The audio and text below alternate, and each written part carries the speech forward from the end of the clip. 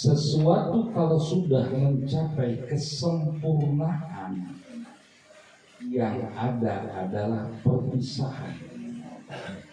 Berarti Rasul akan meninggalkan kita semua. Menangislah seluruh sahabat.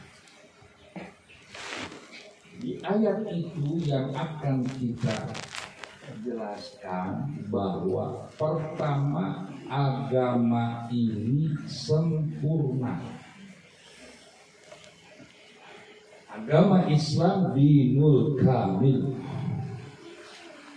Yang kedua, segala nikmat lahir dan batin sudah cukup.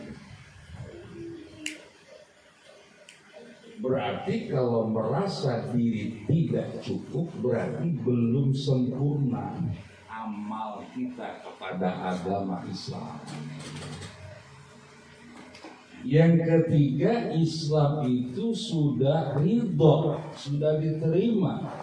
Selain Islam ditolak.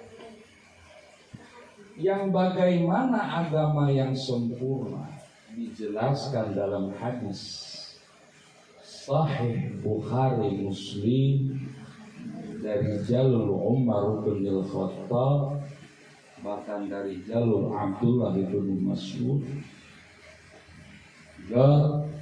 Bainama nahnu julusun 'indan nabi ittala'a rajulun bayadu thiyab syadidus sya'ri la yura min athari safarihi ahad. Tatkala kami sedang duduk bersama Nabi, riung seperti ini, jadi duduk bersama Nabi, tiba-tiba muncul seorang laki-laki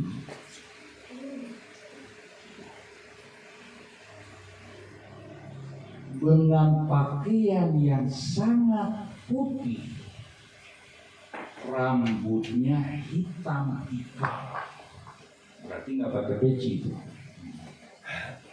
Tidak ada tanda-tanda bekas perjalanan di antara kami, dan kami pun nggak ada yang tahu siapa laki-laki asing ini. Kalau orang dari perjalanan itu bajunya lecek, rambutnya acak-acakan.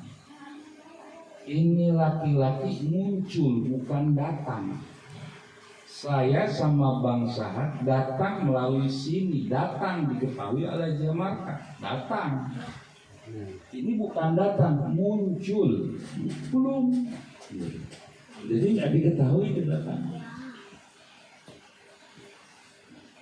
Dan tanda-tanda perjalanannya pun nggak ada. Bajunya putih banget, rambutnya hitam, dan nggak pakai salaman, langsung menghampiri Rasul. Fasnada rukbataihi ila rukbatin Nabi. Dia langsung menemui Nabi, dia tempelkan dua lututnya ke lutut Nabi. Lalu dia pegang paha Nabi. Orang pada bingung, nggak salaman, nyelonong boy, langsung menempelkan dua lututnya, memegang paha Nabi. Lalu bertanya dengan 4 pertanyaan. Ma huwal Islam? Ya Muhammad, apa itu Islam? Waqal an tashhada alla ilaha illallah wa anna Muhammadan Rasulullah wa tuqimas salat wa tu'tiyaz zakah wa tasuma Ramadan wa tahijjul baita man istata'a ilayhi sabila wa qala sadaqta wa ajabna wa yas'al wa huwa yusaddiq. Ketika laki-laki itu bertanya apa itu Islam, Nabi jawab, Islam itu Anda bersyahadat bahwa tiada Tuhan yang wajib disembah kecuali Allah, dan Anda bersyahadat bahwa Muhammad adalah utusan Allah. Anda mendirikan sholat, Anda menunaikan zakat, Anda berpuasa Ramadan, dan Anda berhaji ke Baitullah. Laki-laki itu bilang, "Shadaqta, Anda benar." Maka kami terheran-heran. Sahabat merasa heran. Kok dia yang tanya, dia juga yang membenarkan. Lalu dia bertanya lagi, "Mahwal iman?" Qal an tu'mina billahi wa malaikatihi wa kutubihi wa rusulihi wal yawmil akhir wa bil qadari khairihi wa syarrihi min Allah ta'ala. Qala sadaqta fa'ajabna wa yas'al wa yusafir. Apa itu iman? Anda beriman kepada Allah, beriman kepada malaikat-malaikatnya, beriman kepada rasul-rasulnya, kitab-kitabnya, hari akhir, qada baik buruk dari Allah. Laki-laki itu berkata lagi, "Anda benar." Kami bingung, dia yang tanya, dia juga yang membenarkan. Lalu dia bertanya yang ketiga, "Ma huwal ihsan?" An ta'budallaha ka'annaka tara fa illam takun tara annahu yara. Ihsan itu Anda beribadah kepada Allah seakan-akan rasa di dalam diri Anda melihatnya. Jika Anda nggak sanggup, Allah lah yang melihat Anda. Engkau benar. Maka kami bingung, dia yang bertanya, dia juga yang membenarkan. Yang keempat, matasah. Waqal as-sa'il wal mas'ul majhulun anhu. Kapan kiamat terjadi? Nabi menjawab, yang bertanya dan yang ditanya tidak ada yang mengetahui. Lalu laki-laki itu berjalan menghilang. Nabi bertanya, "Kau ambil bekas injakan kakinya?" Maka pancaran sinar yang keluar. "Apakah Anda tahu siapa yang datang tadi?" "Allahu a'lam wa rasul." Allah dan Rasulnya yang lebih tahu daripada kamu. "Hadza Jibril yu'allimukum umur dinikum." Itu Jibril sengaja datang kepada kamu, garis bawah. Dia datang kepada kamu semua mengajarkan perkara urusan agamamu. Berarti agama yang sempurna tiga: Islam, iman, ihsan. Ketika raga kita, fisik kita, zahir kita melaksanakan syahadat, salat, zakat, saum, haji, raga kita yang melakukan, itulah yang dinamakan syariah. Hukum aturan Allah. Syahadat syariah, salat 5 waktu syariah, puasa syariah, zakat syariah, haji syariah. Syariat tidak akan pernah berbeda kepada siapapun. Inilah akidah Ahlus Sunnah wal Jamaah. Nabi mengatakan sataftariqu ummati ala 73 firqatan kulluhum finnar illa al-wahidah al-firqan najiyah ma ana alaihi wa ashabi. Umatku terpecah belah menjadi 73 golongan. Semuanya kata Rasul di neraka, hanya satu firqah yang selamat, yang mengikuti sunnahku dan sahabatku, ahlus sunnah wal jamaah. Ketika syariah itu didetailkan, dirincikan, syahadat 2. Kalau ada Islam syahadatnya 3, tertolak. Kalau ada Islam syahadatnya cuma 1, tertolak. Memang ada? Ya ada. Inkar sunnah, Qur'aniyah. Dia menolak sunnah, hanya Quran saja. Salat 5 waktu. Kalau ada salat yang normal enggak 5 waktu, maka tertolak, bukan ahlu sunnah. Zakat, sholat, semua.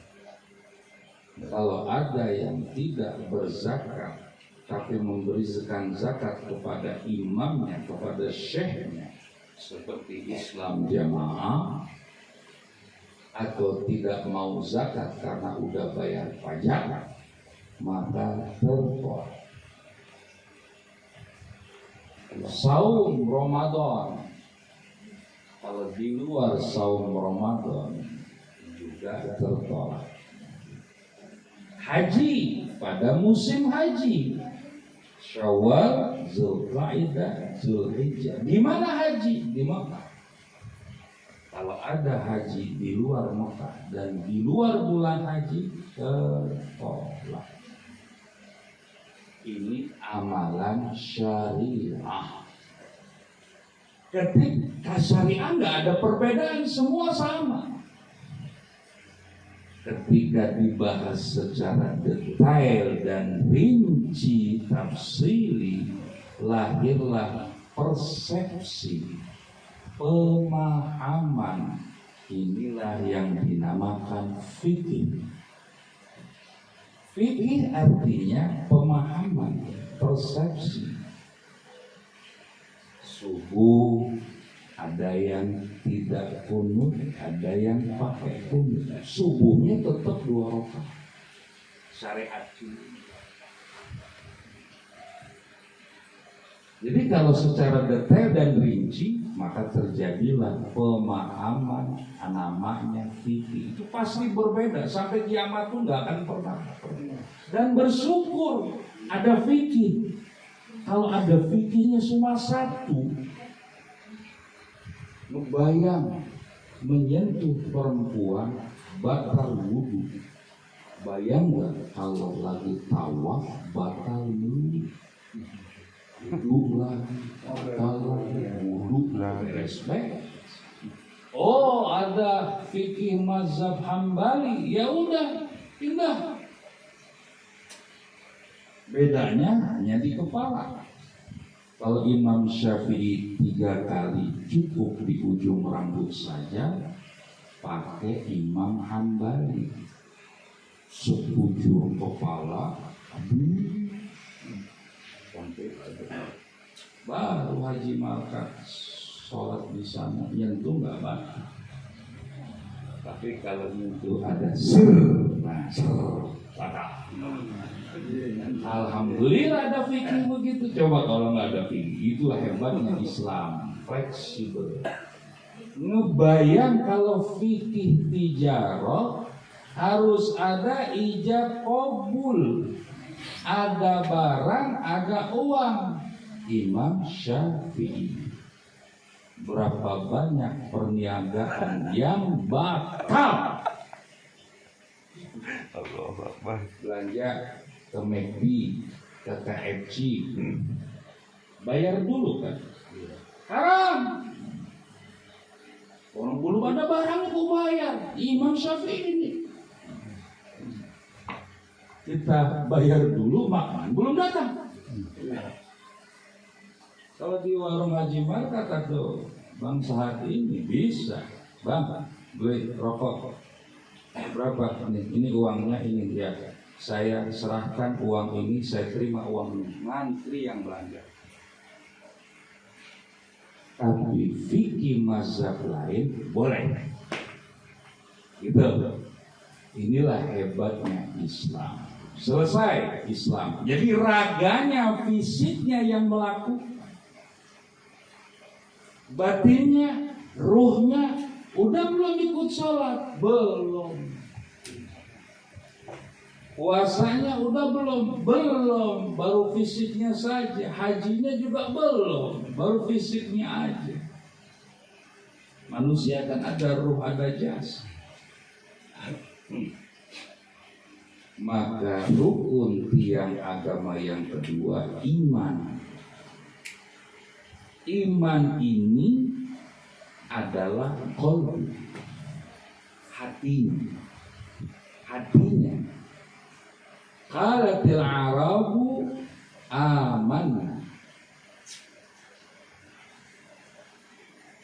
lam yu'min walam yadkhul iman fi qulubikum. Orang Arab Badui desa itu direkam dalam Al-Quran. Dia datang berbondong-bondong ngomong kepada Nabi, "Ya Rasul, kami sudah beriman." Kata orang-orang Arab Badui. Rasul bilang, "Jangan kau katakan beriman, katakanlah aslamna. Kami Islam." Jangan kamu katakan kami beriman, tapi katakanlah kami Islam.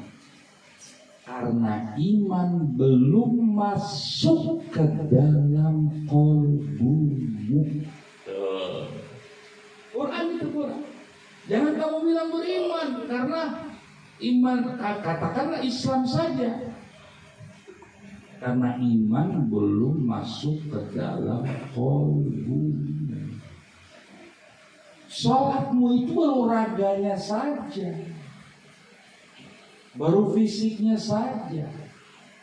Zikirmu subhanallah, alhamdulillah, Allahu akbar, la ilaha illallah, baru mulutmu.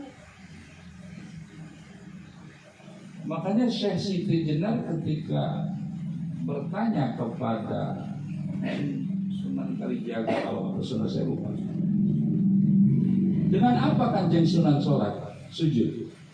Dengan dahiku. Samalah kau dengan binatang. Keras Siti Jenar. Kalau kau sujud dengan dahimu, kau binatang. Sujud itu bukan dengan dahimu, dengan ruhmu.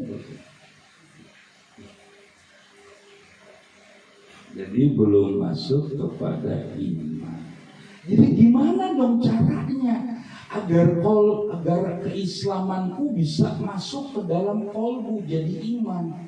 Tempuhlah jalan. Tempuhlah jalan agar masuk ke dalam qalbumu iman. Jalan itulah yang dinamakan thariqah. Jalan itulah yang dinamakan thariqah. Dullani ala aqrabit turuqi ilallah ashaluha wa afdaluha ala ibadi. Ya Rasul, kata Sayyiduna Ali, tunjuki aku torekat. Jangan dibilang bid'ah, tarekat ada hadisnya. Tunjuki aku tarekat, metode jalan agar cepat sampainya ke Allah. Kita sholat, ikrar Allahu Akbar, tapi masih banyak makhluk yang masuk. Kan khianat kepada Tuhan.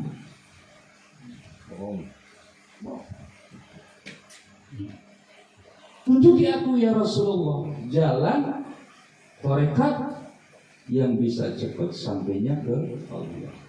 Mudah dikerjakan, gede pahalanya. Enak kan? Kalau orang dagang enak, cepat lakunya, banyak untungnya. Alaika bimudawamati dzikrillah afdalu ma qultu ana wan nabiyyuna min qabli la ilaha illallah. Wahai Ali, kalau kau ingin cepat sampainya ke Allah, mudah dikerjakannya, besar pahalanya. Kamu mudawamah terus menerus zikir, tapi ingat zikir yang paling utama dari semua zikir, aku dan seluruh nabi hanyalah ilaha illallah, tidak yang lain. Bukan subhanallah, bukan alhamdulillah, bukan la ilaha illallah. Jangan diedit nih sama kiai-kiai, masih ada terusannya itu hadis, masih ada terusannya, jangan diedit sampai di situ aja. Kaifa adhkur ya Rasulullah. Bagaimana caranya aku berzikir? Nah, kalau udah bicara cara ya adalah tarekat. Makanya itu masih koma, jangan sampai di situ aja itu. Jangan mau dibohongin kiai. Kita kiainya nggak ngerti atau diedit, takut jamaahnya kabur kalau bertarekat. Ini saksinya. Si Omas Pagelaran itu ngaji sama saya lama, gara-gara dibawa saudara yang ubah. Cuma udah tahu ada urusan. Emang belum dapat hidayah. Bagaimana caranya ya Rasulullah aku berzikir? Aku tahu ya la ilaha illallah, semua orang juga baca la ilaha illallah, la ilaha illallah, semua juga baca. Seperti saya itu Nabi Allah Musa alaihissalam, kalau dibahasakan kita ya Allah minta bocoran dong, minta amalan yang khusus. Saya kan Nabi, harus beda dengan umatku. Kalau Ustaz Ajis bilang dan kiai minta amalan dong, Abah Ano minta amalan, biar mantap, biar ini. Dijawab oleh Allah. La ilaha illallah. Nabi Musa, nabi yang agung yang sudah menguasai kitab Taurat, masih meremehkan kalimat la ilaha illallah. Apalagi kita, apalagi orang-orang sini. Nabi Musa aja, jadi nggak usah kaget orang meremehkan. Ya, apa? La ilaha illallah. La ilaha illallah. Itu Nabi Musa. Apalagi ente si berkokok, apalagi tetangga-tetangga meremehkan, semua datang jauh-jauh ke Suralaya semua dikasih la ilaha illallah. Gak usah kaget, Nabi Musa lebih tinggi mana yang meminta Musa. Barulah Allah mengatakan, ya Musa, lau anna samawati sab'ati kaffatin wal aradina sab'ati fi kaffatin wa la ilaha illallah fi kaffatin la rajahat bihin. Sekiranya 7 lapis langit beserta isinya seluruhnya, 7 lapis bumi, jadi bumi juga 7 lapis beserta isinya ada dalam timbangan, lalu perkataan la ilaha ditimbang dalam satu timbangan, masih lebih berat kalimat itu daripada langit dan bumi. Allahu Akbar. Allahu Akbar. Bahkan dalam satu hadis disebutkan, man qala la ilaha illallah wa madda hudimat arba'atu alafin dhanbin minal kabair. Wa qala fa in lam yakun syai'un minal kabair yughfaru li abawayhi wa li ahlihi wa li jiranihi.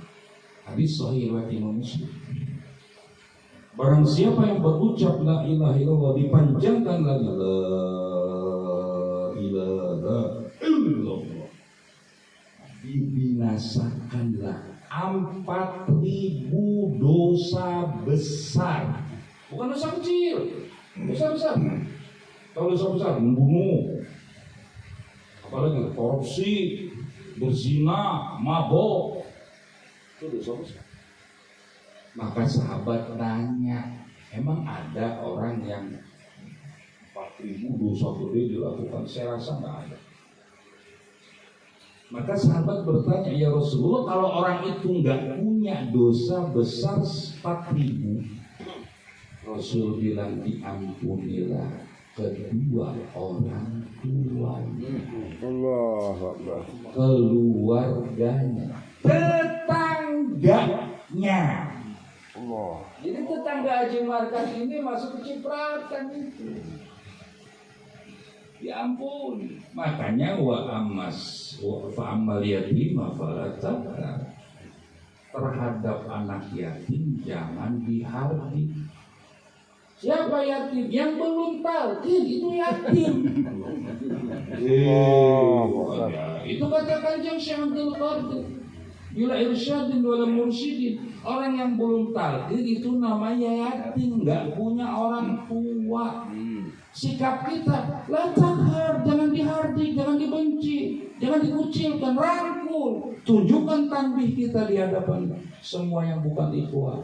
Allah. Tunjukkan.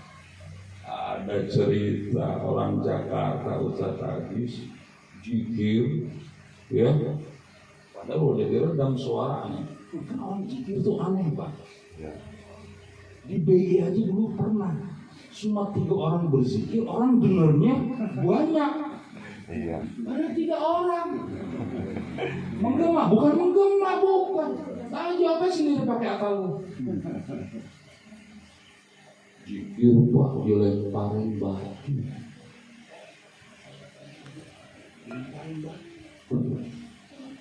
Besok datang ke Suryalaya mau ngadu kepada Abah.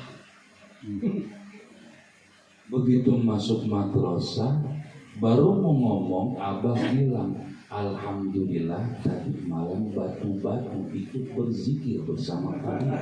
Allahu Akbar. Jadi ikut berzikir, alhamdulillah. Jangan dibentak, jangan dirangkul aja, apa? Ya tunjukin akhlak kita. Gua kesal sama tetangga, gigir di kursi. Ilullah, gigir apaan? Nah, bagaimana caranya aku berzikir? Segala sesuatu ada cara. Saya juga baru tahu ternyata beda sayur sop sama sayur sote. Ya. Saya rasa sama sayur sop. Bedanya kan ada santan namanya bukan santan, kan begitu. Tapi kalau caranya bingung kayak anak saya, dia masuk sayur asam ke sayur sop di sayur asam karena nggak tahu cara. Apapun nggak tahu cara, ya sesat. Bagaimana caranya aku berzikir? Rasul yang bersabda nih, bukan suraya, bukan. Ghamid ainai warfa' sauti wa kana Ali ra'an Nabiy sallallahu alaihi wasallam mughammidan aina wa rafa'a sauti. Kata Rasul, pejamkan 2 matamu. Rasul yang nyuruh. Pejamkan 2 mata. Bukan sholat. Kalau sholat nggak boleh pejamkan mata, kan zikir.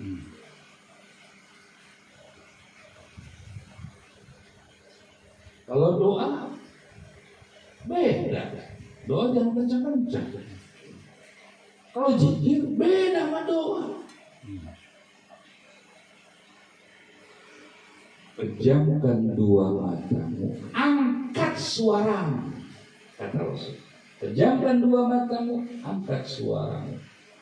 Lalu Nabi membaca la ilaha illallah. Sayyiduna Ali mengikutinya, dan Ali melihat Nabi memejamkan mata dan mengangkat suaranya. Dalam hadis sahih riwayat Imam Muslim dari Ibnu Maula Ibnu Abbas, inna raf'as sauti ba'dal maktubati kana fi ahdi Nabi sallallahu alaihi wasallam. Sesungguhnya mengangkat suara dalam berzikir sesudah sholat fardu itu benar-benar terjadi di zaman Nabi Muhammad sallallahu alaihi wasallam. Jadi yang zikirnya pelan itu yang bid'ah, bukan kita yang bid'ah, terbalik. Gimana sih? Itu hadis mau ditolak. Mengangkat suara dalam berzikir gemuruh. Hadis sahih riwayat Imam Muslim dari Maula Ibnu Abbas. Sesudah sholat fardu ada di zaman. Itulah yang disebut talqin. Sayyidina Ali memberikan pelajaran tentang la ilaha illallah dari Nabi.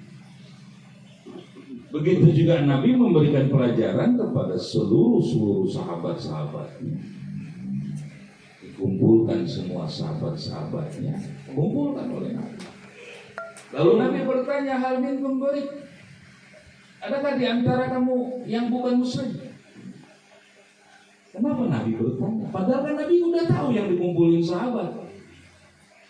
Kenapa Nabi bertanya, adakah di antara kamu yang non muslim?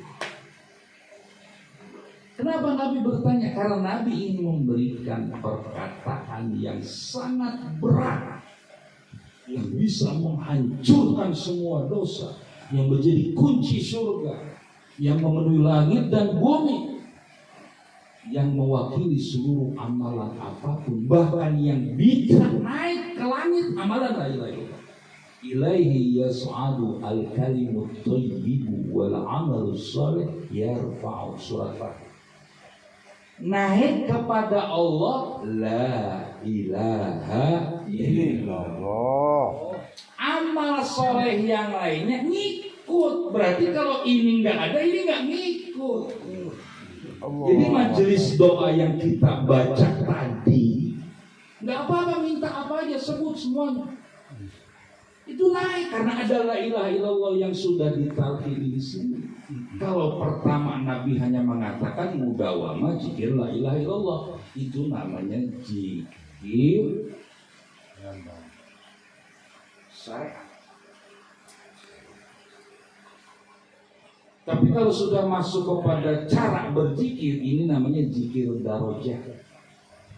Kalau yang pertama nggak dapat talqin, kan Nabi bilang terus menerus zikir la ilaha illallah, itu namanya zikir hasanah, dapat pahala. Tapi yang kedua zikir kurubat atau darajat, yang membuat kamu akrab dengan Allah, dekat dengan Allah, bersahabat dengan Allah. Kalau udah dekat sama Allah, benar-benar dekat, udah nggak ngejar lagi pahala apapun. Jadi ketika seorang sufi, seorang tarekat ditanya, mana yang kau pilih, sholat sunnah 2 rakaat atau masuk surga tanpa dihisab?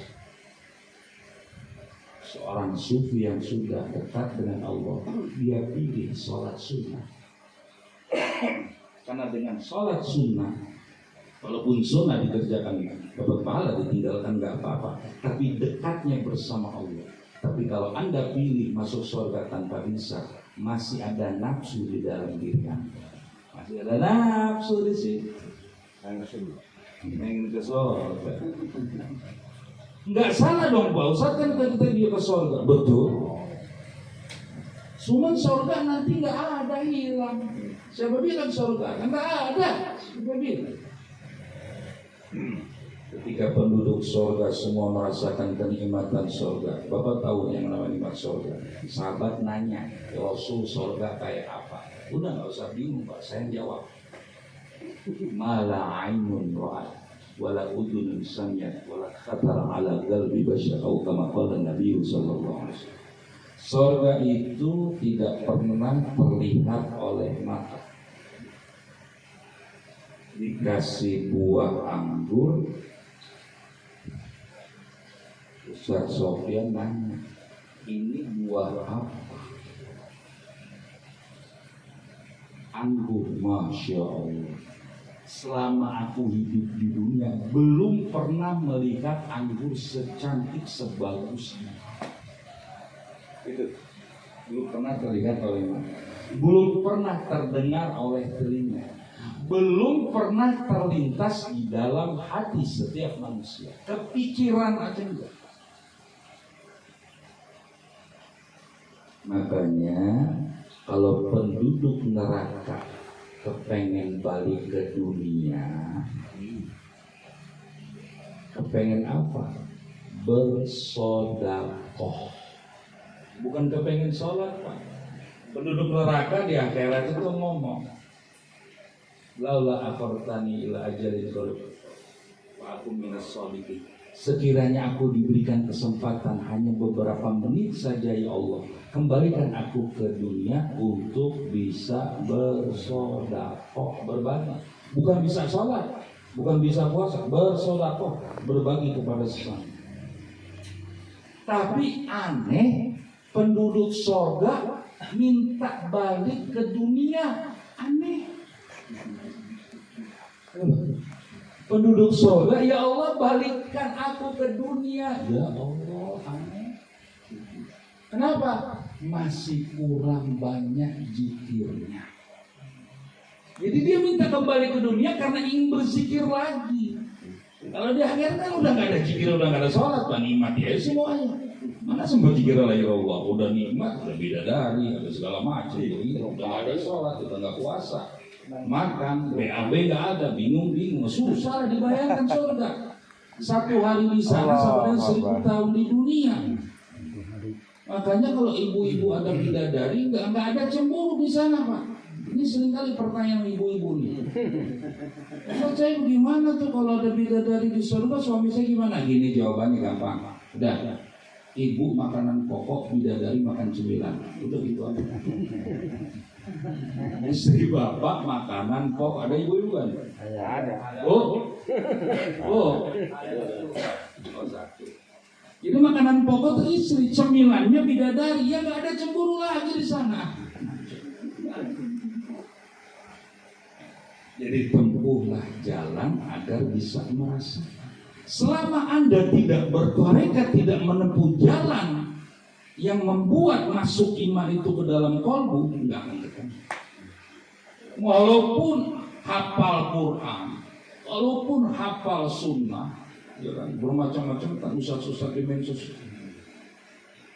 Ketika sholat itu mau khusyuk, coba gerakannya yang bagus. Nggak usah sebut lah sangwannya siapa, udah terkenal tuh Ustaz. Gue ketawa aja. Gerakannya harus bagus, Pak. Bacaan harus fasih. Fokuskan ke Allah. Allah, belum bagus gerakan. Bacaannya kurang fasih. Allahnya hilang. Jadi khusyuknya di bacaan. Beberapa tahun yang lalu itu hafiz Quran. Saya nggak jadi imam. Hafiz Quran. Hafiz 30 juz, bukan juz 30 bangsa. Beda. Juz 30 kuliahnya dibalik-balik. Al-abud wal antum wal ana wal antum. Udah Pak, ini hafiz loh. Rakaat kedua dia bangun, Allahu Akbar. Inna fi khalqis samawati wal ardi wa ikhtilafil layl. Al-Fatihah. Salah kan? Jadi bangun dari sujud harus baca Fatihah, Pak. Fatal nggak kalau nggak baca Fatihah? Fatal. Dia langsung khusyuk tadi. Khusyuk kemana? Ke Quran, nggak ke Allah. Berarti sampai nggak ke Allah. Fatihah. Jadi itu kan aja langsung bilang. Baru dibaca. Bismillahirrahmanirrahim. Alhamdulillahirabbil alamin. Fatihah pohon. Yang hafiz. Karena dia fokusnya ke hafalan. Hafiz fokusnya ke hafalan Quran kan? Harusnya ke siapa? Allah. Berarti ke Allah yang nggak ada hafalan. Fokusnya sama gerakan. Kurang rapat, bacaan kurang fasih, ainnya kurang medok. Udah begitu aja terus, Allahnya nggak sampai-sampai. Yang membuat orang bisa sampai ke Allah bukan karena mengerti, bukan. Siapa bilang? Bukan, Pak. Kalau Bapak mau khusus sholat harus mengerti dulu. Belajar bahasa Arab. Mantap. Begitu Bapak bilang, terjadi dialog antara Tuhan sama hamba lagi sholat. Bila hamba membaca bismillah, dijawab oleh Allah. Benar hadisnya, semua otak ente miring. Jadi kalau kita baca Fatihah, nunggu Allah dulu jawab katanya. Bismillahirrahmanirrahim. Allah lagi jawab. Alhamdulillahirabbil alamin. Bukan begitu, Bos. Bukan begitu. Al-insanu sirri wa ana sirruhu. Manusia itu kata Allah sirku, rasaku, dan aku hanya bisa dirasakan, bukan dipikirkan. Kalau kau pikirkan, ciptaanku yang kau pikirkan. Jangan akunya dipikirkan. Rasa itu ada di mana? Di dalam batin. Maka jangan pernah menyimpan makhluk di dalam batin. Kalau kita menyimpan makhluk di dalam batin, itu pasti terjadi persekutuan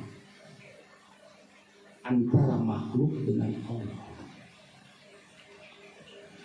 Makanya dalam Manqobah tadi, Syekh Abdul Qadir Jailani berkata benar kepada si perampok. Tumbang itu perampok. Kebenaran tarekat gak akan pernah bersanding dengan yang syubhat dengan amalan apapun. Jadi kalau Bapak sudah bertarekat masih mengamalkan yang lain dan bersamaan dengan itu juga diamalkan yang lain, itu namanya bersanding. Kalau sudah bersanding, kalahlah tarekat itu sendiri. Yang hak itu kalah, yang menang yang baik. Tapi kalau dia bertanding seperti Syekh Abdul Qadir Jailani, sebagai mursyidnya adalah ibunya sendiri, berpesan jangan berbohong.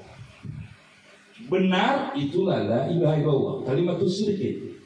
Kalimat siddiq, kalimat benar itu la ilaha illallah. Jadi ketika la ilaha illallah sudah ada di dalam dada kita ini, bersanding dengan yang batil atau yang syubhat, maka gugurlah tarekat itu.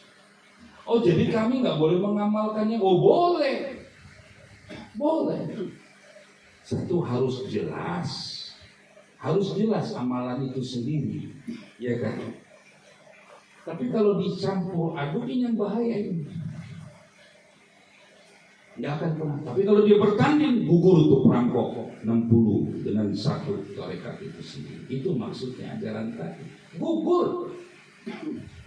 Makanya orang tarekat itu kencangkan, kuatkan amalan. Satu, zikir jahar, zikir khafi ba'da sholat, wajib sewajib sholat. Jadi kalau Bapak mau terbang, nggak sempat sholat subuh dengan zikir yang 105, cukup 3 kali. Tapi punya hutang, nanti lohor bayar. Kalau Haji Markat lagi sibuk di warungnya, nggak mungkin sholat mungkin dengan zikir yang itu, cukup 3 kali saja. Di tempat umum jangan, cukup 3 kali saja. Oh, saya nggak kencang-kencang, tapi di pojok, tapi tripping kepala kita kan. Kalau kita tripping jadi omongan orang nggak? Itu orang ngapain zikir? Nah, itu orang jadi dosa tersebab kita. Jangan kau lakukan itu. Cukup pulang aja. Saya juga sholat subuh kadang-kadang kalau istri nggak dapat halangan, saya sholat subuh di rumah. Begitu assalamualaikum warahmatullahi wabarakatuh, assalamualaikum, pulang. Masuk ke bawah, zikir. Jangan membuat orang itu berdosa tersebab kita. Tapi kan nggak ada suara, Pak. Ada nafsu. Nafsu kan, zikir nafsu kan. Zikir di pojok. Itu orang goyang-goyang putri. Dosa gak orang ngomong begitu? Tersebab siapa? Ini iman. Yang ketiga, ihsan. Kalau udah bicara ihsan itu masuk pada ranah hakikat. Apa itu hakikat? Kebenaran sejati. siapa yang sudah mengenal Tuhannya, dia akan bodoh selamanya. Karena dia tidak bisa bergerak berbuat apapun tanpa Allah yang menggerakkan dia. Dan dia akan nyaman kepada mereka yang bertolak belakang dengan Allah, karena itu adalah gerakan Allah. Kenapa Nabi Muhammad begitu kuat? Nabi kan manusia, kita juga manusia. Setiap hari orang Yahudi buta mencela Nabi, menghina Nabi. Setiap kali itu juga pagi, siang, sore, malam kasih makan. Nabi sendiri yang bawa makanan nyuapin orang itu. Jangan istilah orang Sunda itu mah Nabi, orang sana sini. Lain gitu. Nabi itu manusia. Kenapa Nabi bisa begitu? Beliau sudah mencapai hakikat. Yang menggerakkan Yahudi caci Nabi itu Tuhan Allah. Kalau nggak ada digerakin Allah itu juga nggak bisa. Andai kata Allah bikin agama ini satu, kata Allah, itu bisa. Tapi Allah bikin agama itu banyak. Makanya sutradaranya akan berubah skenario-nya. Kalau andai kata Islam doang, mungkin nggak ada neraka, surga aja. Karena itu orang yang sudah mencapai hakikat, Anda beribadah kepada Allah, seakan-akan rasa di dalam diri kita menyaksikan Allah. Menyaksikan Allah itu dengan mata batin. Bagaimana ketika Allah mentajallikan, mengekspresikan jalalnya, luhurnya, perkasanya, orang itu akan menangis. Rasulullah sedang sholat, sahabat mendengar ada seperti air mendidih dari perut Rasul. Itu jalannya Allah yang masuk. Penzikir, orang yang sedang berzikir, benar-benar ditimbulkan rasa di dalam diri. Makanya zikir kudu banyak. Nggak ada perintah sholat banyak, nggak ada perintah puasa banyak, nggak ada haji tiap tahun. Tapi ketika kita zikir, udhkurullah dzikran katsiran, banyak. Nabi lagi sholat, Pak, itu sahabatnya dengar di perut Nabi itu ada seperti air mendidih. Kenapa? Nabi takut dengan kebesaran Allah, karena jalannya Allah. Penzikir, kalau sudah jalannya Allah, zikrullah nar. Zikir kepada Allah itu api panas yang membakar. Jadi biar dipasang kipas angin, AC, apapun terus panas itu. Surah, bunuh, keringutan. Itu jalannya Allah, luhurnya. Tapi kehendak Allah beda lagi yang kedua. Zikrullah nur. Zikir kepada Allah itu cahaya. Kalau udah cahaya, jamalnya Allah, eloknya Allah yang masuk, maka akan sejuk dan dingin. Itulah jalannya Allah berkata. Itu disebut lisan. Anda beribadah kepada Allah seakan-akan Anda merasakan, melihat Allah dengan mata batin. Itulah yang disebut muqarabah. Tapi kalau itu belum bisa, muraqabah, ngintip Allah. Kalau Allah itu melihat, Allah itu mendengar, Allah itu muraqabah itu terus perhatikan. Maka lahirlah yang namanya hakikat. Inilah kesempurnaan agama Islam, iman, ihsan. Islam adalah syariat, iman adalah tarekat, ihsan adalah hakikat. Kalau ketiganya itu jangan bertahan. Jangan bertarekat dulu, Islam dulu, nanti baru tarekat. Oh, bisa. Hancur hidup, Pak. Kalau gitu sholat selama ini sholat raganya dulu, hatinya jangan sholat, nantilah kalau udah tua baru masuk tarekat. Waduh. Kenapa? Karya Belanda.